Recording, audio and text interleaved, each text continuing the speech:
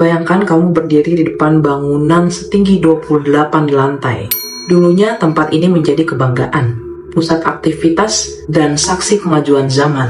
Namun hari ini ia berdiri sunyi, kosong, dan tertutup kabut ketakutan. Orang-orang menyebutnya tempat yang memakan nyawa. Tempat di mana batas antara dunia nyata dan dunia lain terasa begitu tipis. Banyak yang datang penasaran, tapi tidak sedikit yang pulang dengan cerita yang membuat bulu kuduk berdiri tegak. Bahkan ada mitos yang mengatakan, jika kamu masuk tanpa niat baik, kamu mungkin tidak akan bisa keluar lagi. Selamat datang di Menara Saidah. Bangunan yang dianggap sebagai salah satu tempat paling angker dan penuh rahasia di Indonesia. Dalam beberapa menit ke depan kita akan mengupas segala hal, dari sejarahnya yang glorius, alasan dibalik penutupan mendadak, hingga ratusan kesaksian orang yang pernah merasakan sendiri ketakutan yang tidak bisa dijelaskan dengan kata-kata. Apakah semua itu hanya hayalan? Atau ada kekuatan tak terlihat yang benar-benar menguasai tempat ini? Tetaplah bertahan, karena apa yang akan kamu dengar mungkin mengubah pandanganmu tentang tempat ini selamanya. Mari kita mundur ke masa lalu, tepatnya tahun 1984. Sebelum kita masuk lebih dalam ke misterinya, ada satu hal penting yang harus kamu tahu. Kenapa gedung megah ini dinamakan Menara Saidah? Nama ini bukan sekedar nama acak atau nama yang diambil dari mitos tertentu. Nama ini diambil secara langsung dari nama pemilik dan pendirinya, yaitu Ibu Saidah Abu Bakar Ibrahim. Beliau adalah seorang pengusaha wanita yang sangat disegani pada masanya. Ibu Saidah dikenal sebagai sosok yang tangguh, visioner, dan sangat mencintai pekerjaannya. Gedung setinggi 28 lantai ini adalah bukti nyata dari kerja keras dan impian terbesarnya. Ia ingin membangun sebuah ikon bisnis yang kokoh dan abadi. Di masa itu, pembangunan Menara Saidah dimulai dengan tujuan menjadi salah satu gedung perkantoran tercanggih dan termegah di Jakarta, berada di kawasan Jalan MT Haryono, Jakarta Timur. Bangunan ini dirancang dengan struktur yang kokoh, fasilitas lengkap, dan menjadi simbol kemajuan bisnis di ibu kota. Selama lebih dari 10 tahun, Menara Saidah berjalan lancar. Di dalamnya terdapat kantor berbagai perusahaan, restoran, bahkan pusat hiburan. Suasananya selalu ramai, lampu menyala terang setiap hari, dan orang-orang datang pergi dengan tujuan masing-masing. Nggak ada yang nyangka bahwa di balik kesibukan itu, ada hal-hal aneh yang mulai terjadi secara perlahan. Cerita dari para pekerja awal menyebutkan bahwa sering terdengar suara langkah kaki di lantai yang kosong di malam hari, atau lampu yang tiba-tiba menyala dan mati sendiri, meski sudah dipastikan dimatikan lampunya. Namun saat itu, hal itu dianggap hanya masalah teknis atau kelelahan kerja. Nggak ada yang anggap serius, sampai kejadian besar yang mengubah segalanya. Ironisnya lagi, nama Ibu Saidah yang kini sering dikaitkan dengan hal-hal yang menyeramkan. Banyak mitos mengatakan bahwa sosok yang sering terlihat di jendela atau berjalan di koridor gedung adalah arwah dari Ibu Saidah sendiri. Konon, dia sangat mencintai gedung hasil karyanya itu, sehingga meski fisiknya udah tiada, rohnya enggan pergi dan masih terus menjaga serta menghuni tempat yang ia bangun dengan susah payah tersebut. Apakah benar sosok itu adalah Ibu Saidah yang masih setia menjaga hartanya, atau hanya imajinasi orang-orang yang terlalu terbawa suasana? Kita tidak pernah tahu pasti. Tahun 1997 menjadi titik balik Menara Saidah. Krisis ekonomi yang melanda Indonesia membuat banyak perusahaan yang menyewa ruangan di dalamnya menjadi bangkrut dan pindah. Tapi bukan hanya itu alasan utamanya. Pada saat yang sama, muncul laporan tentang kerusakan struktur bangunan yang cukup serius. Para ahli menemukan bahwa fondasi gedung mulai miring dan tidak lagi aman untuk digunakan. Berita ini menyebar dengan cepat, dan dalam waktu singkat, Menara Saidah kosong melompong. Semua orang pergi, meninggalkan barang-barang, perabotan, dan kenangan di dalamnya. Tapi ada satu hal yang membuat penutupan ini terasa aneh. Konon, saat proses pengosongan berlangsung, banyak pekerja yang mengalami kejadian yang gak wajar. Ada yang melihat sosok wanita berpakaian putih berdiri di sudut koridor paling ujung, yang saat didekati, hilang begitu saja. Ada juga yang mendengar suara tangisan anak-anak dari lantai paling atas. Padahal nggak ada anak kecil yang berada dalam gedung saat itu. Bahkan ada kisah tentang seorang satpam yang bertugas malam hari yang mengaku mendengar suara pesta dan tawa rame banget dari lantai 10. Padahal gedung sudah dikosongkan total selama berbulan-bulan. Ketika ia berani naik ke atas untuk mengecek, ruangan itu kosong dan sunyi sepi. Sejak saat itu, nama Menara Saida mulai dikaitkan dengan hal-hal aneh, mistis, dan orang-orang berhati-hati mendekatinya. Selama lebih dari 20 tahun Menara Saida dibiarkan kosong, banyak orang yang datang hanya untuk melihat atau bahkan masuk ke dalamnya. Mulai dari peneliti misteri, jurnalis, hingga ABG Gensi yang penasaran. Dan hampir semuanya punya cerita yang sama. Rasa yang gak nyaman luar biasa saat melangkah masuk ke gerbang utama. Salah satu kesaksian yang paling terkenal datang dari sekelompok peneliti supranatural yang pernah masuk ke lantai 15. Mereka membawa alat pendeteksi energi dan perekam suara. Di awal semuanya berjalan lancar, tapi saat mereka sampai di koridor tengah, alat pendeteksi tiba-tiba bergetar hebat dan menunjukkan angka yang gak masuk akal. Saat mereka merekam suara dan memutarnya kembali, terdengar suara seorang wanita yang berkata, "Keluar, jangan di sini," dengan nada yang sedih dan tegas. Saat mereka mencoba melihat ke asal suara, kamera mereka tiba-tiba mati dan gak bisa dinyalain lagi.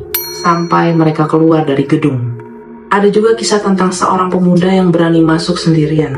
Dia berniat mengambil foto untuk dibagikan ke media sosial. Tapi saat ia sampai di lantai paling atas, dia merasa ada seseorang yang mengikutinya di belakang.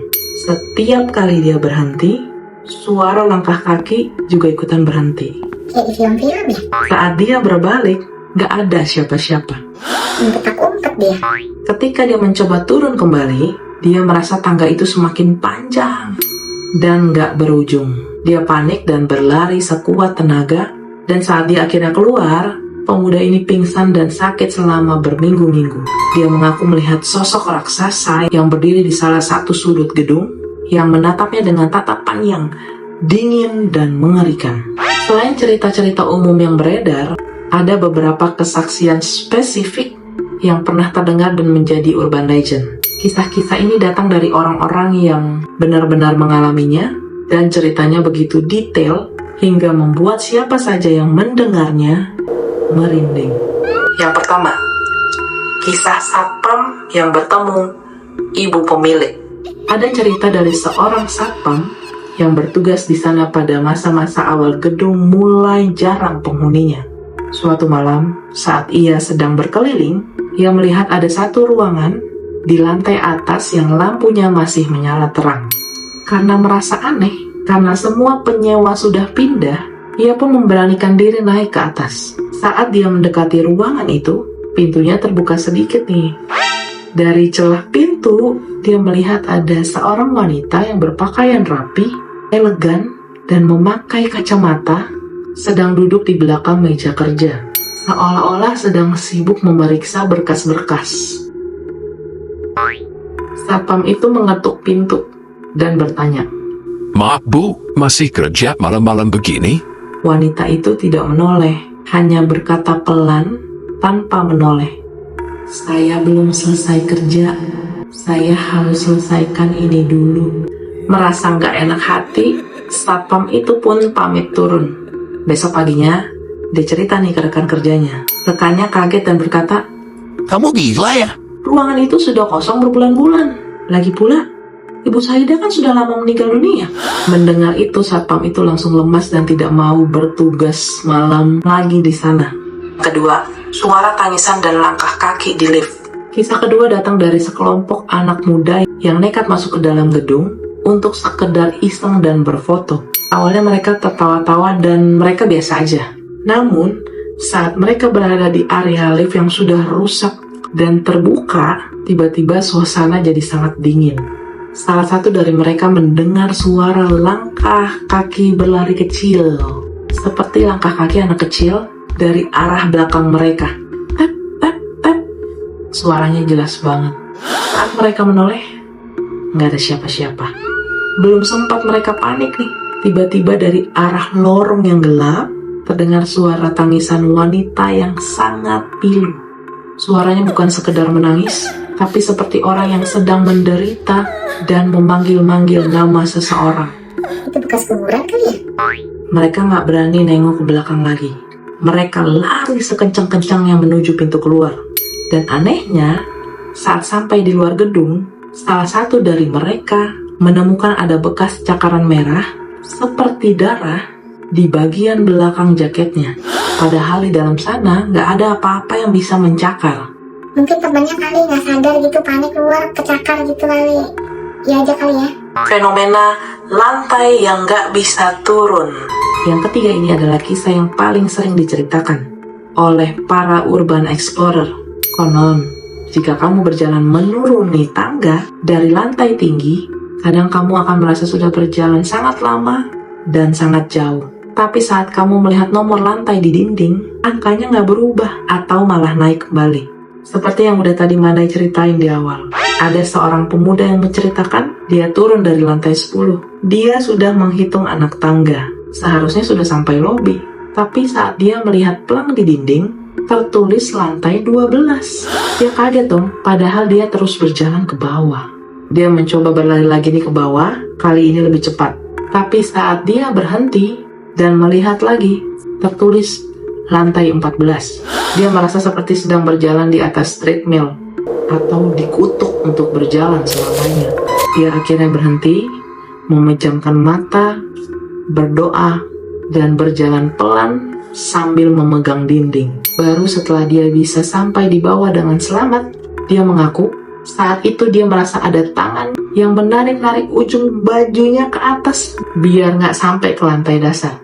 3 kisah ini hanyalah sedikit dari ribuan cerita yang beredar, tapi satu hal yang pasti, bagi mereka yang mengalaminya, ketakutan itu terasa begitu nyata, bukan sekedar imajinasi belaka. Selain kesaksian orang-orang, Menara Saidah juga dikenal memiliki aturan tak tertulis dan mitos-mitos spesifik yang dipercaya bisa menjadi pertanda bahaya jika dilanggar. Banyak yang percaya, tempat ini memiliki jam-jam tertentu di mana pintu antar dimensi terasa sangat terbuka lebar. Wow, keren. Mitos angka 12 dan 4. Ada mitos yang sangat kuat beredar di kalangan pecinta misteri. Konon, angka 12 dan angka 4 adalah angka yang paling keramat di gedung ini. Kenapa bukan angka 13? Banyak yang percaya bahwa jika kamu melihat jam menunjukkan pukul 12, siang atau tengah malam, atau tanggal 4 dan 12, energi negatif di sana sedang memuncak.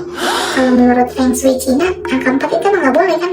Lebih menyeramkannya lagi, ada mitos yang mengatakan, jangan pernah berhenti di lantai 4 atau lantai 12. Konon, di lantai-lantai itu suasananya jauh lebih dingin dibanding lantai lainnya. Baunya tiba-tiba berubah menjadi bau anyir, seperti darah atau bangkai. Dan sering terdengar suara bisikan yang paling jelas. Ada yang bilang, di lantai 4 itu adalah pusat energi terkuat, sedangkan lantai 12 adalah tempat sosok wanita putih paling sering muncul, berdiri di depan jendela besar. Mana suka perhatiin kalau lewatin Menara Saidah. Cuma karena miring jadi nggak kelihatan. Jam keramat, pukul 3 dini hari. Seperti tempat-tempat angker pada umumnya, Menara Saidah juga memiliki jam-jam rawan. Waktu yang paling dilarang untuk berada di dalam gedung adalah antara pukul 2 hingga 4 pagi, terutama tepat pukul 3 waktu Indonesia bagian Barat. Banyak urban explorer yang mengaku sebelum jam 2 pagi, suasana mungkin masih terasa biasa aja atau sekedar mencekam. Tapi begitu jarum jam menunjuk angka 3, suasananya berubah drastis, jadi hening total, gak ada suara angin sama sekali. Dan saat itulah biasanya mereka mulai aktif. Banyak yang melihat bayangan berjalan cepat, mendengar suara pintu dibanting keras, hingga melihat sosok-sosok berdiri berjajar di koridor yang gelap. Mitos mengatakan pada jam ini, Ibu Saidah dan penghuni lain sedang berkeliling memeriksa gedung mereka. Kalau dipikir-pikir lucu juga sih ya. Fenomena HP mati dan waktu yang hilang. Ini adalah fenomena yang hampir dialami oleh semua orang yang pernah masuk ke sana. Begitu kamu melewati gerbang utama atau masuk ke dalam lobi, sinyal HP akan hilang total. Tapi bukan itu aja. Sering terjadi kasus di mana baterai HP yang masih penuh tiba-tiba drop. Mati total begitu masuk ke dalam lift atau tangga. Padahal saat dibawa keluar lagi nih, HP bisa nyala kembali dengan baterai yang penuh. Ya mungkin sinyalnya diambil hantunya biar bisa teleponan juga. Yang lebih aneh lagi adalah fenomena waktu yang hilang. Ada kisah nyata tentang seseorang yang masuk ke dalam gedung, niatnya 15 menit aja. Dia melihat jam tangannya nih masih menunjukkan pukul 10 malam. Namun saat dia keluar dan merasa sudah cukup, dia melihat jam di luar ternyata sudah menunjukkan pukul 5 pagi. Dia nggak sadar sudah menghabiskan waktu 7 jam di dalam sana. Padahal menurut perasaannya hanya beberapa menit. Dia pun gak ingat apa yang terjadi di selang waktu itu. Seolah-olah dia diamankan atau waktunya dicuri oleh sesuatu yang ada di dalam gedung tersebut. Wow, itu portal dimensi lain. Mitos jangan pernah menoleh ke belakang. Ada satu pantangan terbesar yang selalu diingatkan oleh orang-orang tua atau mantan pekerja di sana. Jika kamu merasa ada yang memanggil nama atau merasa ada yang mengikuti, jangan pernah menoleh ke belakang. Konon, jika kamu menoleh, kamu akan melihat sesuatu yang begitu mengerikan hingga membuat jantung serasa mau copot. Atau bahkan kamu akan terhipnotis dan ikut bersama mereka. Caranya hanya satu, terus berjalan lurus, jangan takut atau pura-pura aja nggak takut. Dan fokus menuju pintu keluar. Lihat ada exit, pokoknya langsung aja menuju ke sana. Mitos-mitos ini mungkin terdengar seperti karangan belaka bagi yang nggak percaya. Tapi bagi mereka yang sudah merasakannya sendiri, ini adalah peringatan keras bahwa Menara Saidah bukan sekedar tumpukan beton kosong. Ada sesuatu di sana yang sangat menjaga wilayahnya. Tapi Manai sering kok lewat di depan Menara Saidah. Beberapa kilometer dari Menara Saidah, sinyal udah hilang. Tapi setelahnya, sinyal balik lagi. Ya, nggak tahu lah ya. Pokoknya kalau kalian mau ngerasain hal itu ya udah lewatin aja depan gedungnya, tapi nggak usah masuk. Di tengah banyaknya cerita horor, ada juga yang mencoba menjelaskan fenomena ini dari sudut pandang rasional. Beberapa ahli mengatakan bahwa perasaan takut yang dirasakan orang saat masuk ke Menara Saidah bisa disebabkan oleh kondisi lingkungan. Gedung yang sudah tua, gelap, berdebu, dan tertutup tanaman liar. Secara alami menimbulkan rasa yang gak nyaman di otak manusia.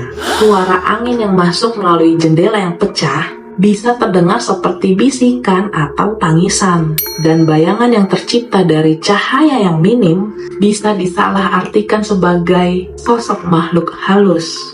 Namun, penjelasan ini tidak memuaskan banyak orang, karena ada kejadian yang nggak bisa dijelaskan secara ilmiah.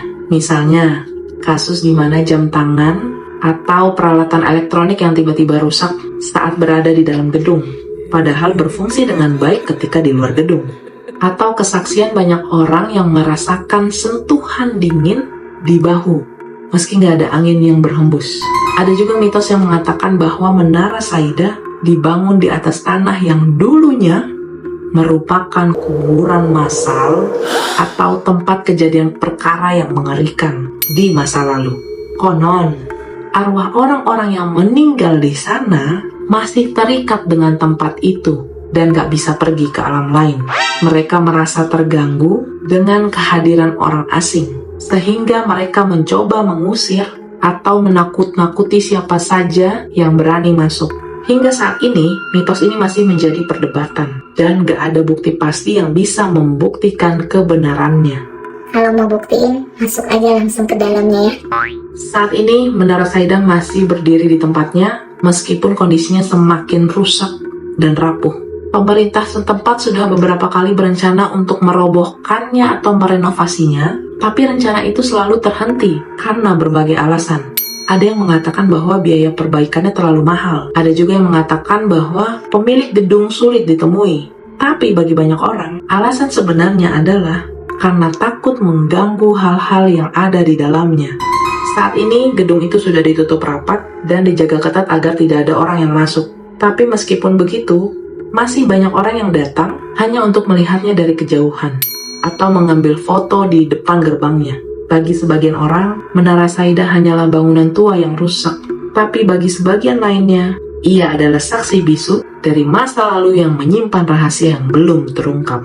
Dan mungkin rahasia itu akan tetap terkunci di balik temboknya sampai waktu yang tidak ditentukan.